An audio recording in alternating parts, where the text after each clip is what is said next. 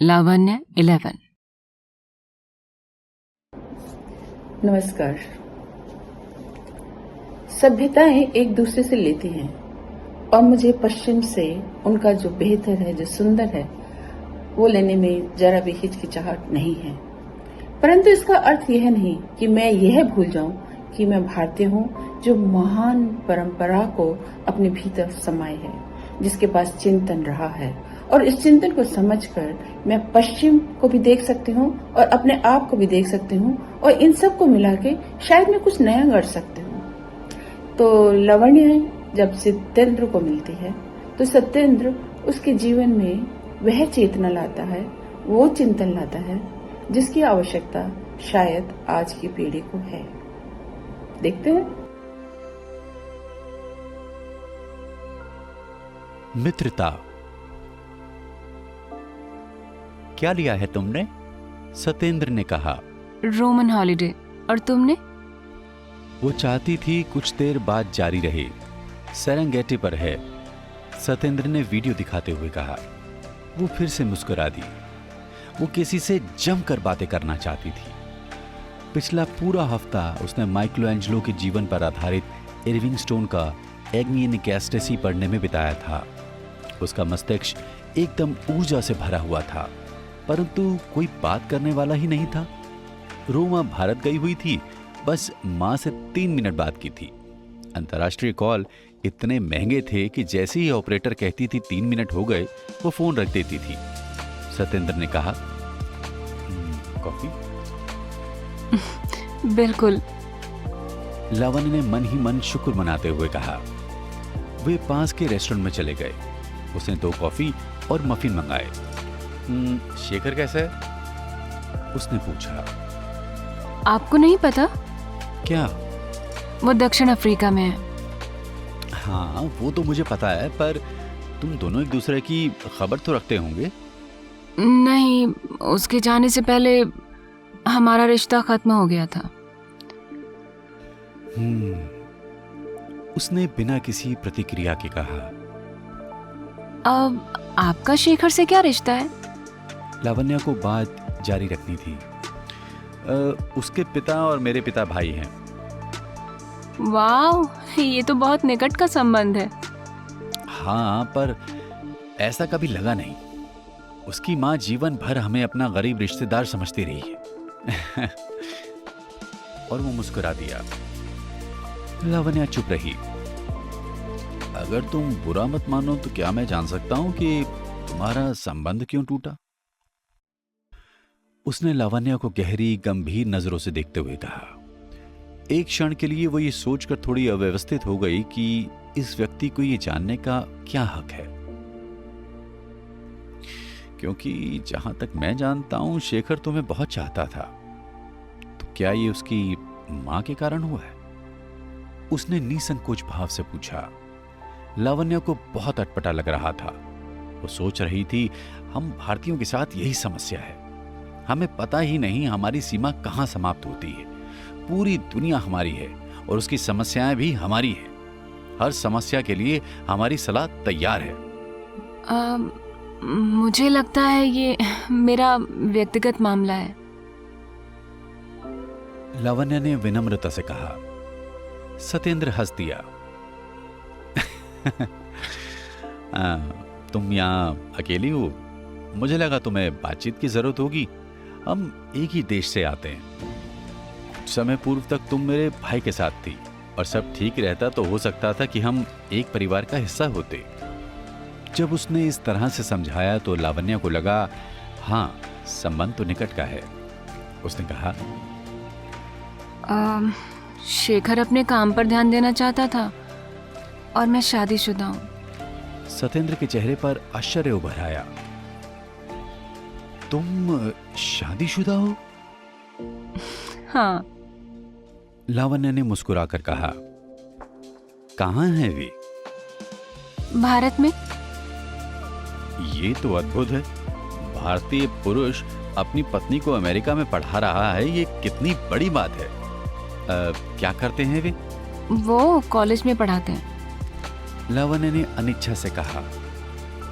बहुत अच्छे, मैं भी कॉलेज में पढ़ाता हूँ। कहाँ? विषय बदलने पर लावण्या को प्रसन्नता हो रही थी। भारत में, और कहाँ? फिर थोड़ा रुककर कहा, मैं अध्ययन प्रोत्साहन अवकाश सबैटिकल पर हूँ। वाह, यहाँ क्या कर रहे हैं? मैं शोध कर रहा हूँ शेक्सपियर के ऐतिहासिक नाटकों में राजनीतिक दर्शन। मैंने उसे बिल्कुल नहीं पढ़ा, बस एक बार शेखर के साथ हैमलेट देखने गई थी। मुझे शेक्सपियर बहुत पसंद है। ऐसा लगता है जैसे वो सर्व ज्ञाता है। वो राजाओं की बात भी उतने अधिकार के साथ करता है जैसे किसी गरीब की। वो अपने चरित्रों को बहुत अच्छे से जानता है। उसके पास भाषा का ललित्य है, बात कहने का ढंग है। सच कहूं तो मैं उस पर फिदा हूं। और सत्येंद्र हंस दिया। आप क्या पढ़ाते हैं? मैं हिंदू यूनिवर्सिटी में हिंदी साहित्य पढ़ाता हूं। मैं समझी नहीं। वो ऐसा है कि मेरे और शेखर के दादाजी संस्कृत के बहुत प्रसिद्ध विद्वान हैं। तुम्हें पता ही होगा। जी। तो विदेश से बहुत से लोग उनसे संस्कृत पढ़ने के लिए आते हैं और ये सारे विद्यार्थी हमारे साथ ही रहते हैं। मेरे माता पिता दोनों नौकरी करते थे, तो मेरा सारा समय दादाजी की कक्षाओं में ही जाता था। 10 साल का होते न होते मेरा संस्कृत और हिंदी पर अच्छा खासा अधिकार हो गया था। फिर उसी समय एक अमेरिकन विद्यार्थी आया था और वो लगभग 2 साल हमारे साथ रहा। उसने मुझे अंग्रेजी सिखाई। जब मैं 21 वर्ष का था, मेरा हिंदी का पहला उपन्यास छपा था। जब 24 का था, हिंदी में डॉक्टरेट कर ली थी और मुझे कॉलेज में नौकरी भी मिल गई। अब क्योंकि मैंने बीए अंग्रेजी साहित्य में भी किया था, तो रात की कक्षाओं में मैंने एमए करनी शुरू कर दी और किस्मत से 78% अंक भी मिल गए। 4 साल पहले मैं दादाजी के साथ यहाँ 2 हफ्तों के लिए आया था। यूनिवर्सिटी ने उन्हें गीता पर भाषण देने के लिए आमंत्रित किया था। यहाँ जो हमारे अतिथि थे डॉक्टर संडल, उन्होंने मुझे यहाँ पीएचडी के लिए निमंत्रित किया। टीचिंग असिस्टेंट की नौकरी भी मिल गई और छात्रवृत्ति भी मिल गई। वाह, ये तो बहुत प्रभावशाली है। वो तो मुझे नहीं पता, परंतु मेरे पास मन की शांति है और मैं स्वयं को बहुत सौभाग्यशाली समझता हूँ। अभी शाम के 4 ही बजे थे, पर अंधेरा घिर आया था और वे काफी देर बैठ भी चुके थे। इसलिए मन ना होते हुए भी लावण्या को उनसे विदा लेनी पड़ी। वे बाहर निकल रहे थे तो लावण्या ने कहा, मुझे यहाँ सर्दियाँ बिल्कुल पसंद नहीं है। दिन कितने छोटे होते हैं। मुझे भी। सर्दियों में बनारस में धूप में बैठते हैं। यहाँ आकर पता चलता है मौसम से हमारे जीवन का कितना असर पड़ता है। पर ये लोग तो कहते हैं कि मौसम कोई गलत नहीं होता, सिर्फ हमारे कपड़े ठीक नहीं होते। सच है, मुझे अमेरिकन बहुत पसंद है। हर समस्या का समाधान ढूंढते हैं। कल क्या कर रही हो? सत्येंद्र ने पूछा। डाउनटाउन जाऊंगी। क्यों? अगर तुम चाहो तो मैं वहाँ तुम्हें मिलने आ सकता हूँ। वहाँ दोपहर का खाना इकट्ठे कर लेंगे।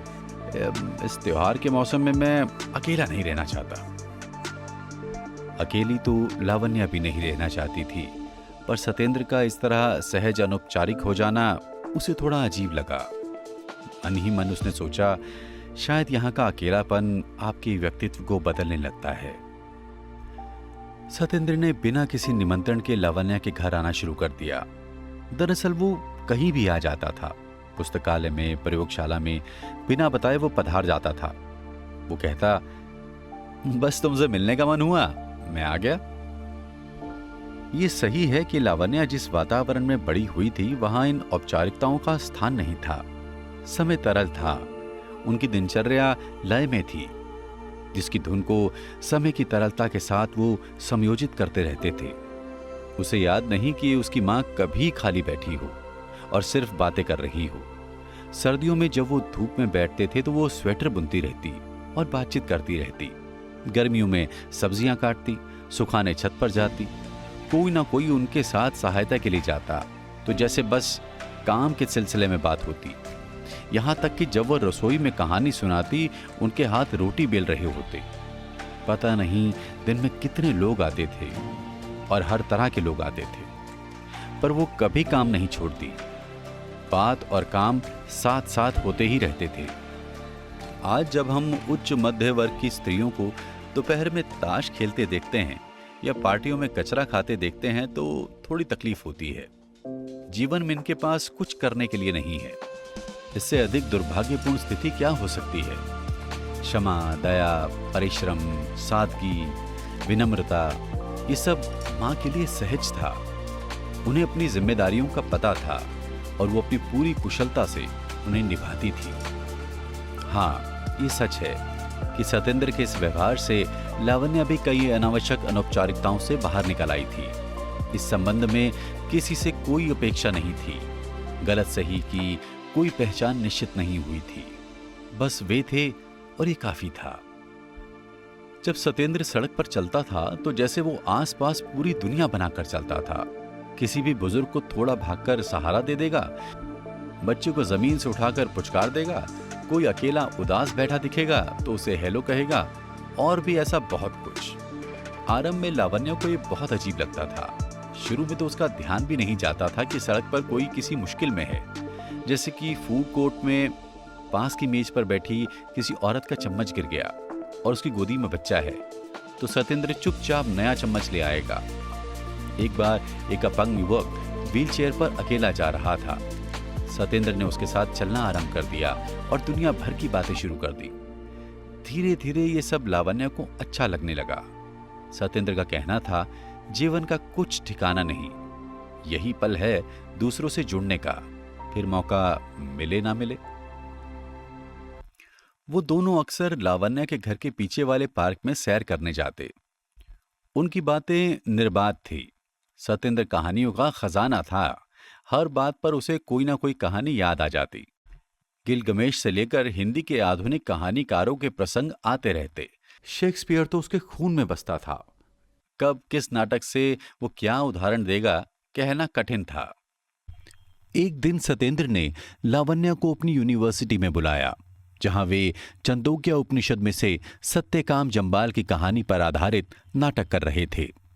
यहां सतेंद्र ने कहा, लावण्या, मैं चाहता हूं जबाला का अभिनय तुम करो। तुम्हारी आंखों में एक सच्चाई है। तुम्हें सिर्फ डायलॉग याद करने हैं, बाकी सब अपने आप हो जाएगा। उस रात लावण्या खुशी के मारे सो नहीं पा रही थी। इससे बड़ी उसकी तारीफ नहीं हो सकती थी। यहां बोस्टन में एक व्यक्ति था जो विद्वान था और उसको उसकी ईमानदारी में विश्वास था। उसकी आत्मग्लानि घट रही थी और आत्मविश्वास लौट रहा था। वो चाहती थी कि सतेंद्र उसकी पीठ थपथपाए और एक बच्चे की तरह उसे आश्वस्त करे।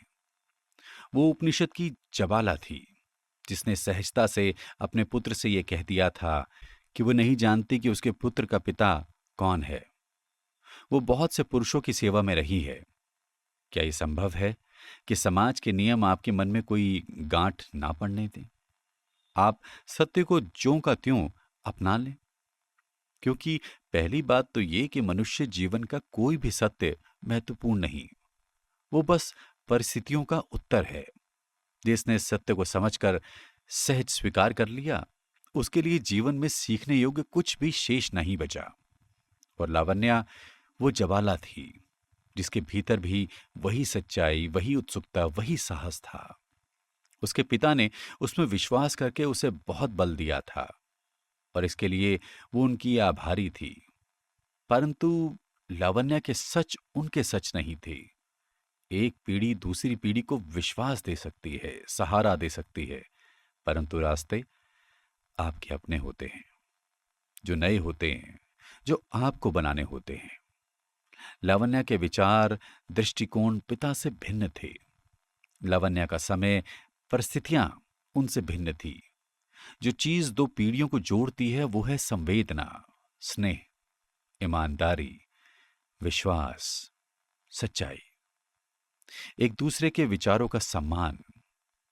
बहुत से प्रश्न अभी मनुष्य ने हल नहीं किए, इसलिए दो पीढ़ियों के उत्तर भी उन प्रश्नों के एक नहीं हो सकते।